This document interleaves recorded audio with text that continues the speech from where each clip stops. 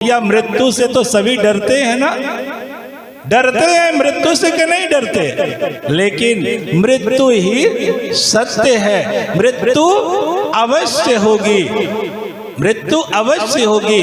तो जो लोग मृत्यु से डरते हैं ना, उन्हें डरने की आवश्यकता नहीं है, क्योंकि जानते हैं इस संसार का नाम है मृत्यु लोक। यहाँ जो आया है ना उसकी मृत्यु निश्चित है, होती है, लेकिन लोग मृत्यु से डरते हैं। ये तो उसी प्रकार है जैसे कोई पानी में डुबकी लगा रहा हो और उसके दिमाग में, खोपड़ी में बात बैठे कि नहीं हम भीगेंगे नहीं, तो क्या कभी संभव है? उसी तरह से जो इस दुनिया में आया है तो उसकी मृत्यु निश्चित है। क्यों निश्चित है? क्यों निश्चित है?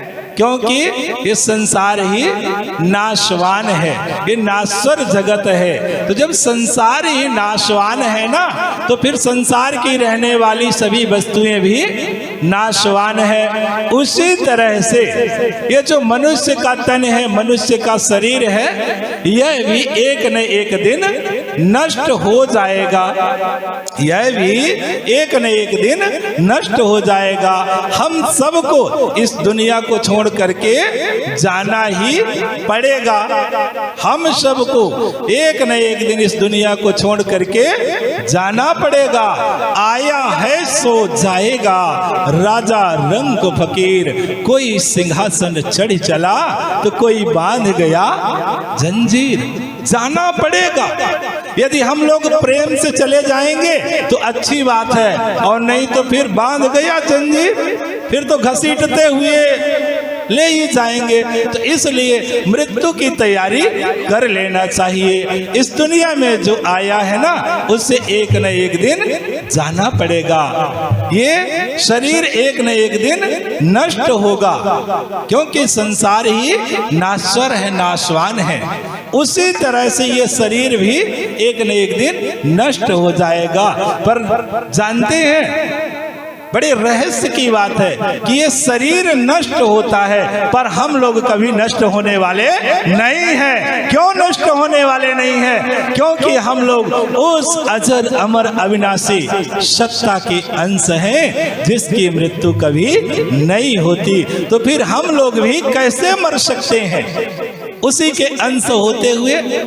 जैसे आम की गुठली हो और आप उसके जमीन में गड़ा दें तो उससे आम का पौधा ही तैयार होगा ना। क्या उसमें अमरूद का पौधा निकलेगा? नहीं निकलेगा। तो उसी तरह से हम लोग अजर अमर अविनाशी सत्ता के अंश हैं, तो हम लोग भी अमर हैं, हम लोग कभी मरने वाले नहीं हैं। मरता तो ये शरीर है। इस बात को ऐसा समझ लीजिए कि जैसे कोई व्यक्ति विदेश चला जाए, पर जाने के लिए वाहन तो है, वापस आने के लिए कोई वाहन नहीं है, वापस आने के लिए कोई वाहन नहीं है। तो उसी तरह से हम लोग एक विदेश चले जाते हैं, हम लोग विदेश चले जाते हैं, जहां जाने के लिए तो पहले से टिकट निश्चित है, सब रिजर्वेशन करा के आए हैं। क्योंकि गोस्वामी तुलसीदास जी ने रामचरितमानस में लिखा है कि जन्म विवाह मरण गति सोई, जहां लिखा तहां तस होई। तो जाने का रिजर्वेशन तो हम लोगों के पास है, लेकिन आने का रिजर्वेशन नहीं है। आने के लिए कोई गाड़ी नहीं, जाने के लिए है, पर आने के लिए कोई गाड़ी नहीं है। और आते भी हैं ना तो भैया हम लोग शरीर को बदल करके आते हैं, ये पुरानी यादें भी नष्ट हो जाती है, इसलिए एक दूसरे को पहचान नहीं पाते, पर चले जाते हैं और आते हैं तो दूसरे शरीर में आते हैं। तो कहने का भाव है कि हम लोग कभी मरने वाले नहीं हैं। गीता में भी यही कहा गया है, नैनम छिद्रंद्र शस्त्राणि नैनम दहति पावकः न चैनम क्लेदयन्त्यापो